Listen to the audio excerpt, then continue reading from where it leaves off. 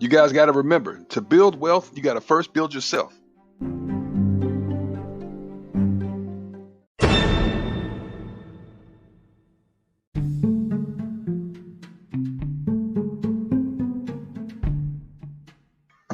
Hey everybody, it's me once again. This is Norris Williams with Norris Network and the Bigger Than Money podcast.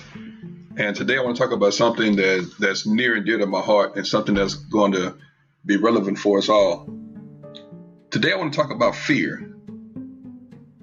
And I'm going to start off by sharing what one of my biggest fears was. Well, I have a few, but this one was just on my heart today. And I know this may go out to some other people as well. So sit back and relax. I'm not sure what you're doing right now. You may be on your way to work right now. You may be sitting somewhere studying. You may be having lunch on your lunch break at work, wherever it is. I just want to talk a little bit about fear. And I won't, as the preachers say, I won't be before you long, because I don't believe in long dissertations or whatever. Just get to the point, give people the food that they need and move on. But one of my fears or I'll say I had to deal with it throughout life, was the fear of not being good enough. And I'll tell you how it started. And I'll just be vulnerable here for a minute. I had a very strong father. And for those of you on here who know my father, you know when I say strong, I mean strong. It was like you had to be the best of the best. There's no such thing as second place. There's no such thing as, if you made 99s and everything, that's not good enough. It has to be 100. If everybody else made 99s, it don't matter. You didn't make 100, so it's not good enough. So at an early age, that was embedded in my head. And my dad was a tall man. He was a big man. And I always wanted to be pleasing to my father. You always want your parents to be approving of you. You always want your parents to know they did a good job and you went out into the world and you made a difference based on what their teachings were. So I always wanted to make good grades and do the right thing. And, I wanted, especially my dad, just I guess because I'm a guy, I just wanted my dad to be proud of me. And so I always did stuff to make sure to get that son, that's good, or son, I'm proud of you, or son, I love you, or anything like that. I just wanted some kind of feedback from him, which I very rarely received. So at some point you end up yearning for it. You want it. And then when you do get it every now and then, it's like a miracle just happened.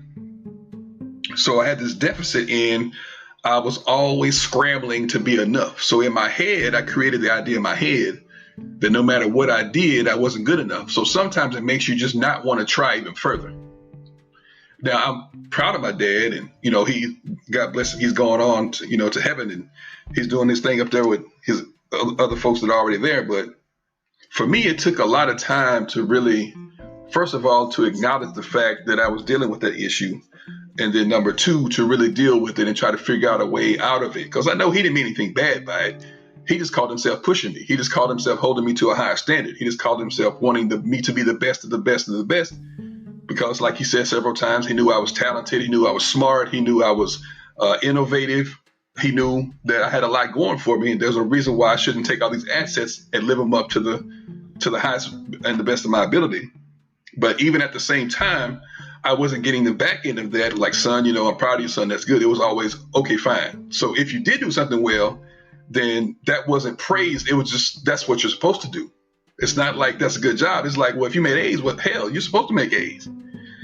So you find yourself in this conundrum where you're like, well, hell, how do I make this man happy? How do I make him proud? How do I get that feedback that I'm so yearning for that? And we as men look for that mostly from our fathers. Some of us from our mothers, but mostly from our fathers. We look for that approval, that I'll just leave it at approval. We look for that affirmation. Speaking of affirmation, I'm going to talk about that in a minute.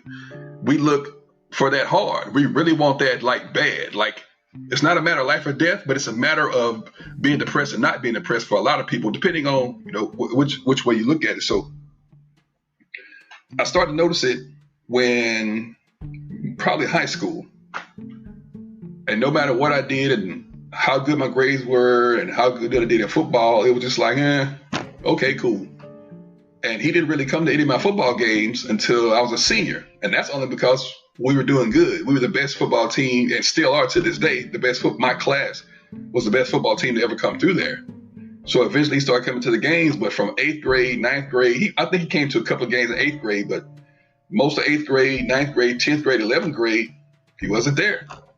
So in my head, I'm thinking, okay, maybe my games are not worth coming to, or maybe he has something better to do other than coming to support me and playing football. So I would look up in the stands and he wasn't there. You know, some of the other kids' dads were there, but mine wasn't there, and that really bothered me. But he wasn't really open to talking about that. He wasn't really open to that. You're a kid. You just go do what you do and be a kid and do good and grow up and go be prosperous. So I remember when I got ready to go off to college, you know, I'm like, okay, I'm going to do the right thing. So he was just like, you know, basically go do good, go do whatever. That's fine. So I go to college and do my thing, and I graduate or whatever. So on the day of my college graduation, which was December 19th, it can't be that. December 19th, 1998, I believe it was when I graduated from college. And that day he came and he had a suit on and he was proud and son, yeah, yada, yada, yada. And for the first time in my life, I think I was 22 at the time, 22 or 23. For the first time in my life, he told me he was proud of me. And I like to faint it in the Coliseum where we had graduation, because he had never in my life ever told me he was proud of me. And that was a special day for me. And I hugged him and we went on about it. You know, we had the party or whatever. So we go on. Fine. So just a year later, in 1999, my dad came down with cancer and got sick. And he eventually died in December 1999. So I remember the last couple of months when he was really down and he couldn't really walk, he couldn't really do anything for himself. I remember specifically making a concentrated effort to go sit down and talk to him and let him know that I loved him and I cared about him. I wanted to make sure he knew. I didn't know what he was going to say, but I wanted to make sure that he knew how I felt. So he was laying in the bed. He was still responsive, but he wasn't as active. He wasn't my jovial, happy father like he normally was. Everybody knew my dad was a jokester. He was fun. He was charismatic. So when I sat down and I talked to him, I was like, Dad, you know, thank you for everything that you've always done for me. You made sure we had all the necessities. You made sure we even had some excess stuff, and we had fun, and you bought me a car. And thank you for all that. And, you know, I graduated college and you supported me and such and such. I just want you to know that I love you. Subconsciously, I was waiting for him to say, yes, son, I love you back. Or yes, son, I love you too. Subconsciously, I was waiting for that, but he never said it. He just said, mm-hmm. That was it. And not too long after that, he went on to be with his ancestors. And I think, you know, even though he died at a young age, I still believe he lived a full life. A lot of people still love and respect him to this day. They still stop me and tell me what a great man he was, how he affected their life and all that good stuff. So he lived a very full life. He affected a lot of people positively. I just know that there were certain issues that I had to take upon in my life to better myself. So even coming into adulthood, now I still had that in the back of my head, that no matter what I do, that I'm not going to be good enough. I had that fear of not being good enough. I just didn't mention that. That was like my fear. So a lot of times when I was in professional atmospheres or in a professional environment, I would go fast, and then I would stop toward the end. Because in my head, I'm thinking, it doesn't matter how good or how well I'm doing, it's not going to be enough.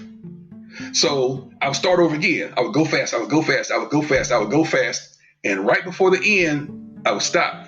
Because I told myself in the back of my head, it doesn't matter how well I do, it's not going to be good enough. So after you go through it 3 or 4 or 10 times, you're like, no, wait a minute now. As the old folks said, wait a cotton picking minute here. I keep doing this to myself over and over and over again. At some point, this has to stop.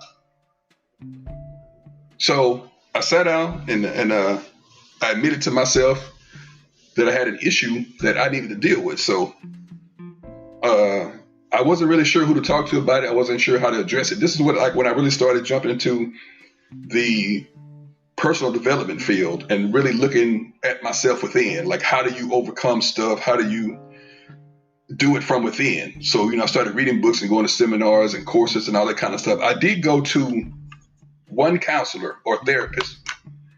And after about a couple of sessions, and maybe it was just the wrong therapist, but after the couple of sessions, she made me feel worse than I already felt to begin with. So I'm like, why the hell am I even going to this woman? I mean, no respect to her personally, but professionally, I'm like, this woman's not helping me at all. I'm wasting my time and my money coming here. So I said, I just got to figure this thing out on my own. There were, of course, the old folks tell you just pray about it and meditate on it or whatever. But I wanted to actively find a solution and consciously cure myself so that I could live my life at the highest level for the rest of the days that I had left and to make an impact in the world. And I knew that the only person stopping me was me, based on these fears that I had developed and implanted in my own head. Nobody was stopping me. I was stopping myself. And as you know, the biggest enemy you could ever have is your own self. We try to point to the devil and those people over there and haters and all that kind of stuff. All those are just representatives of you, or reflections of you. All those are. The devil is just a reflection of you. Your biggest hater, your biggest barrier looks you in the mirror every single morning. If you create a good relationship with that person and you love that person and you want the best for that person, you and that person will start working together instead of against one another to really get you on the path to living the life that you really want to live. But a lot of us don't want to face that. It's easier to blame somebody else. It's easier to say, well, God doesn't want me to have that because such and such and such. Or the devil is after me and he's chasing me all day long. So it's easy to blame him, her, it, or whatever. But when you have to go turn around and look within and realize that all the problems and the issues and the depression and the barriers and all that that's coming is coming from you. So I said, okay, after, reading all these books and going to the seminars and getting all the feel good stuff, I was like, so what's the real work? Because you got to think about it. A lot of us want things to happen overnight. Snap, boom, I'm healed. Snap, boom, it's over. Snap, boom. Okay, I'm a totally different person today. But I started this at about 27, 28. So I had spent 27 years digging myself in this hole. And I'm thinking it's supposed to happen overnight, that 27 years of junk is supposedly going to be a miracle tomorrow. It doesn't happen that way. The miracle happens when you make the decision. Now, it might take, if you're 27 years in, that's going to take a few years to get out. And with hard work, it's not going to take 27 more to get out, but it's going to take some time. It's not going to be what you think it's going to be. It's not going to be, hey, tomorrow I'm great, I'm fine. Even though 27 years, I held myself back. No. That doesn't mean you can't be happy. That just means you have to acknowledge the fact and be cognizant of the fact that you got work to do. And you got to dedicate yourself to it every moment of the day until it becomes automatic. Because the way you are now, you've done it for so long, it's automatic. You being sad is automatic. You being depressed is automatic. You feeling down is automatic. You feel that way without any outside interference. And when you do attribute it to outside interference, that's just an excuse you're using to feel that way. Because you get some sort of pleasure out of feeling depressed. You get some pleasure out of feeling sad, because when you say, oh, I'm sad, somebody's going to say, ooh, I feel sorry for you. Ooh, girl, I feel the same way. Ooh, I felt that way last week. But if you go around saying you're happy all the time, people are going to tell you that is unrealistic.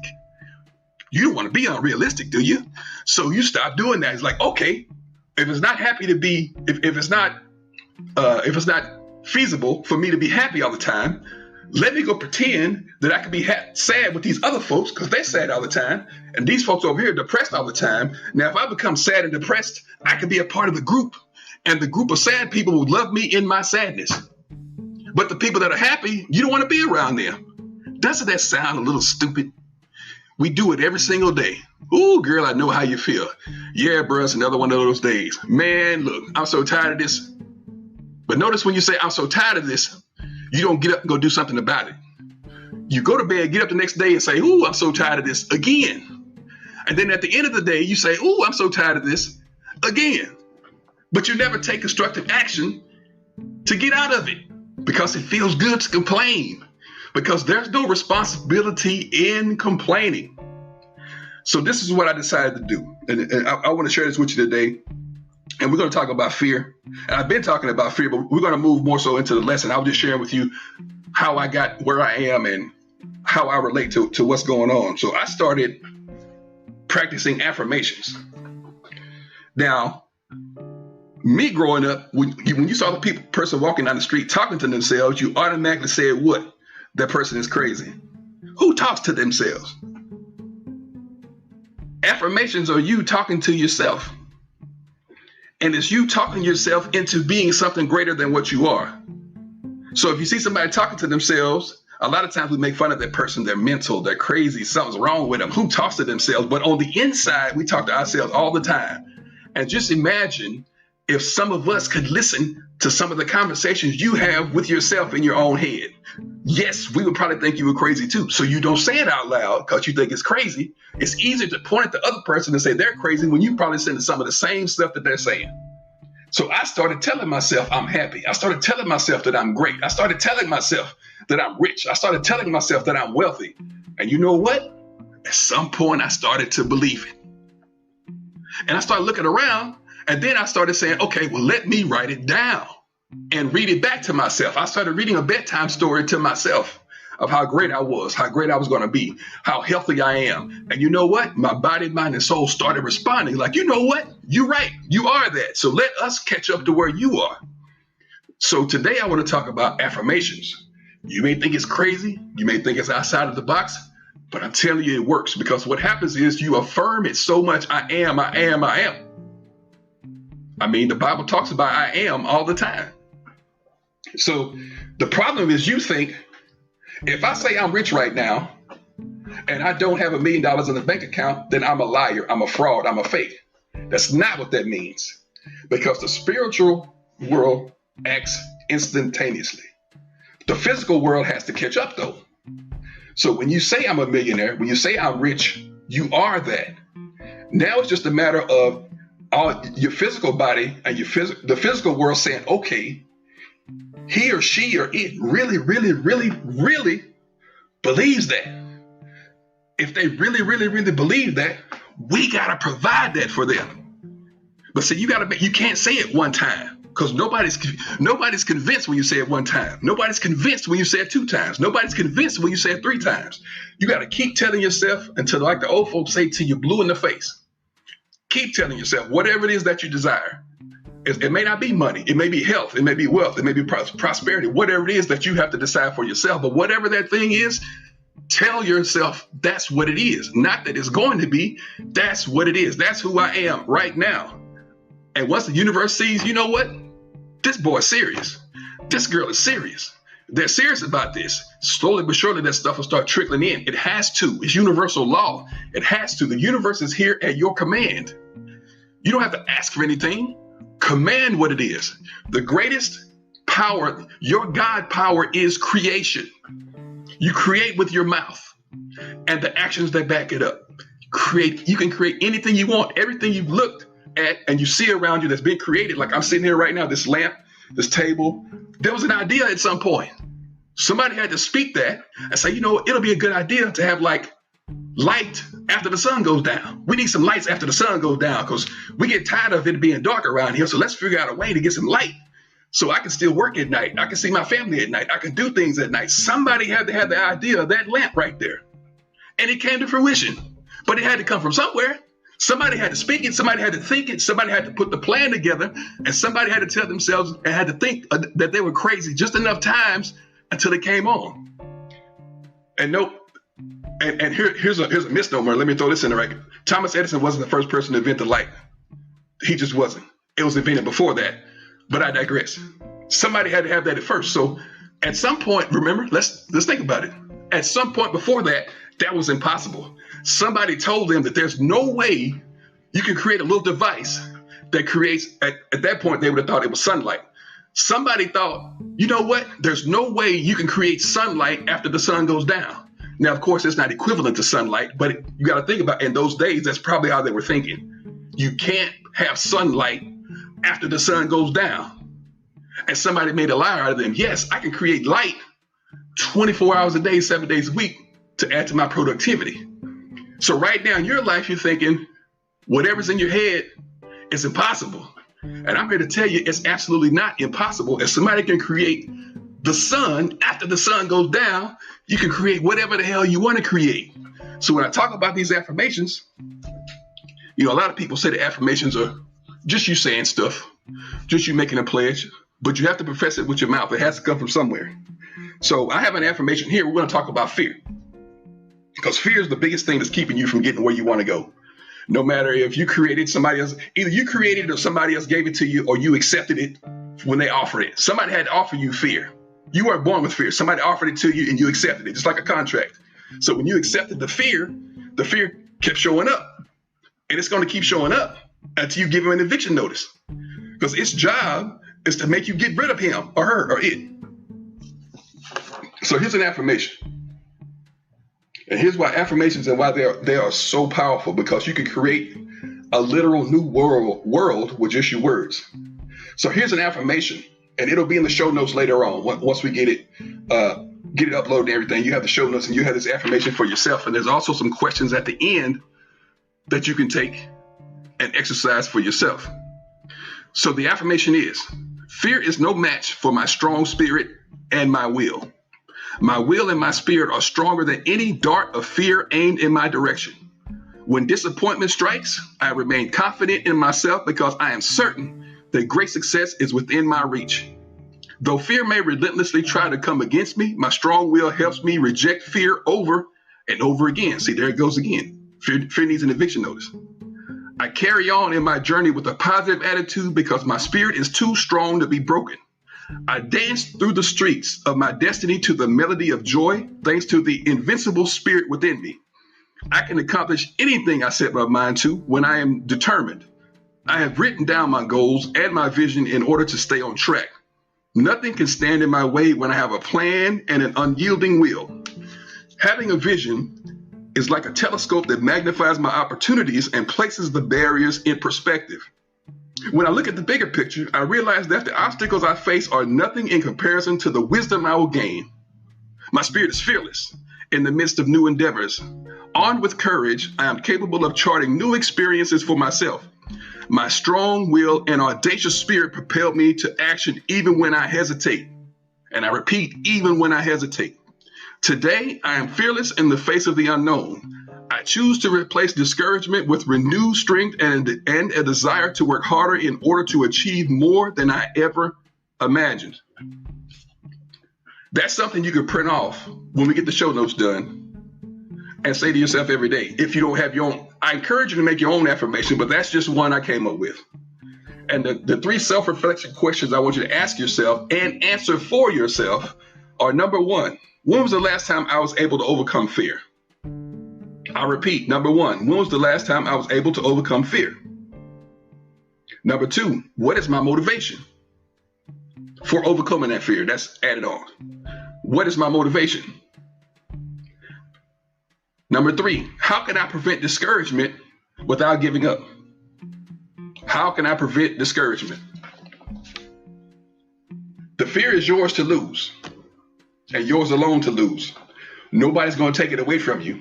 Like I said, you have to go and file an eviction notice to tell fear you have no place here anymore.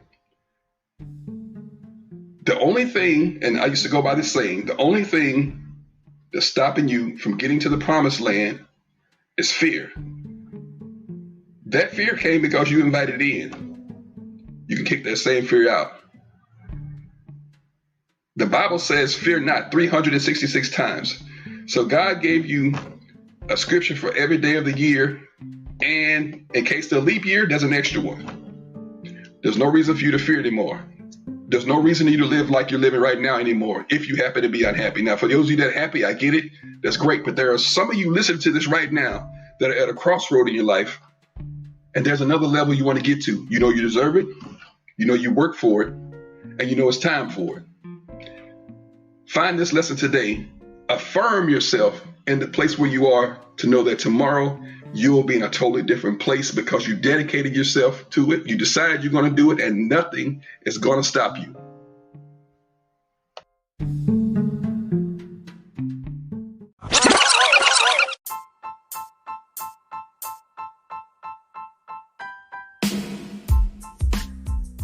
Hey family, thank you for joining us once again. I hope you got a lot of value. I hope it was impactful, and I hope it really helped your life moving forward. I want to send out a special invitation to you. I was asked the question, hey Norris, I'll probably never buy any of your products or your services or attend your masterminds or any of your events. However, I want to support your mission and what you're doing, and I see that you're really doing your life's work here. How can I be a part of that specifically? So I sat back and I thought about it, and I looked around to see what other creators and what other coaches and consultants were doing. So I created the partnership program specifically for Bigger Than Money podcast, for people who want to support the message, who like what they're hearing right now. I created the Bigger Than Money partnership program. And here's a little bit about what it offers. First of all, it's only $10 a month. It's just the $10 a month, or if you want to save the $20, you can pay the whole year up front and just pay $100 instead of the $120. All that's set up on the page. I'll tell you about the page here in a minute. But what all do you get? As a partner, you'll get a private community of Bigger Than Money supporters where I'll send out all kind of notifications. I'll tell you what's going on, the fun things that we're doing, the people we're meeting, the events that are coming up. I'll talk about everything so you can track the progress of where your money is going every month. Because we got so much stuff in the pipeline right now before we even started the partnership program. I just wanted to offer this to go even further, because where we can all go a lot further, a lot higher together. You'll also get notifications of current events. You'll get special discounts on products and services, events. If you ever decided you did want to either take that yourself or gift it to someone else, I'll give special discounts for that. You get early sneak peeks of stuff that's going on, celebrity interviews, news updates, upcoming events, some of my personal thoughts, or maybe some events that are going on, or mindset, or anything. I might just want to come on and say a message to all my partners, and you'll know every month what's going on. You also get behind the scenes footage. Sometimes I'll show like maybe some new equipment I bought, or a special person that's coming up, or how this whole thing works, or how you put a podcast together, or I'll show stuff about my family, my friends, my environment, my hometown, things like that. So as far as being a partner, it's like being an insider, where you can actually see how we go from A to Z and how we built this multimedia empire from ground up. I've done as much as I can by myself. So now I want to extend the opportunity for you to be a partner, and we all succeed together. So you can go to norrisnetwork.com/partner. norrisnetwork.com/partner. And all the information is on the page. The checkout page, just hit the subscribe button. It'll let you either pay $10 a month. You can pay the $100 up front. You'll get an email notification when everything goes through, and you'll start getting the messages to see everything that's going on. It'll be I might type some posts. Other posts I'll come on live. Other posts I'll just send a pre-recorded video, but you will know everything that's going on. So all the excitement that I have, it'll translate to you, and you know that you're a part of something that's big, that's better, that's really going places. So I thank you for listening in. And once again, the website is norrisnetwork.com/partner. norrisnetwork.com/partner. Thank you so much for listening in, and keep continuing and sharing our episodes with everybody else, because we're growing at a rapid clip and we want to keep that up.